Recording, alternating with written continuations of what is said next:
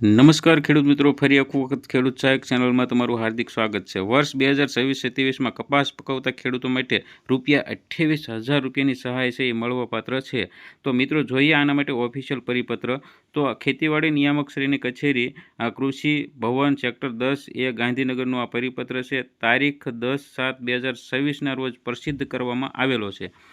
તો પ્રતિ જિલ્લા ખેતીવાડી અધિકારી શ્રી, જિલ્લા પંચાયત કચેરી, એનો વિષય છે વર્ષ 2026-27માં મિશન ફોર કોટન પ્રોડક્ટિવિટી કપાસ ક્રાંતિ યોજના અંતર્ગત અરજી મેળવવા પ્રચાર કરવા બાબત સવિનય ઉપરોક્ત વિષય અન્વયે જણાવવાનું કે મિશન ફોર કોટન પ્રોડક્ટિવિટી કપાસ ક્રાંતિ યોજના હેઠળ ઉપરોક્ત સંદર્ભ પત્રથી ભૌતિક અને નાણાકીય લક્ષ્યાંકની ફાળવણી કરવામાં આવેલ છે।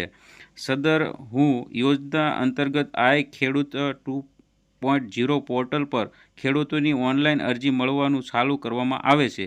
તો આપના જિલ્લામાં વધુમાં વધુ ખેડૂત લાભ લે તે હેતુથી આપની કક્ષાએ પ્રચાર તથા જરૂરી કાર્યવાહી કરવા વિનંતી છે। તો મિત્રો આ પરિપત્ર છે એ તમે જુઓ છો કે ખેડૂતોને કપાસ પકવતા ખેડૂતો છે એમના માટે મહત્ત્વની યોજના છે। તો એના કેટલાક નિયમો પણ છે। તો એ નિયમોની વાત કરીએ તો પ્રતિ હેક્ટરે ₹14,000 રૂપિયા મળવાપાત્ર છે અને 2 હેક્ટરની મર્યાદામાં એટલે કે 2 હેક્ટરે ₹28,000 રૂપિયા છે એ ખેડૂતને મળવાપાત્ર છે। પરંતુ કપાસ છે 90x30 સેમીની ગાળીએ વાવેતર કરેલું હોવું જોઈએ, તેમજ સંકલિત પાક નિયંત્રણ જો કરેલું હોય તો એમાં 90x60 સેમી માટે પ્રતિ હેક્ટરે 7,500 અને 2 હેક્ટરે ₹15,000 રૂપિયા છે એ મળવાપાત્ર રહેશે।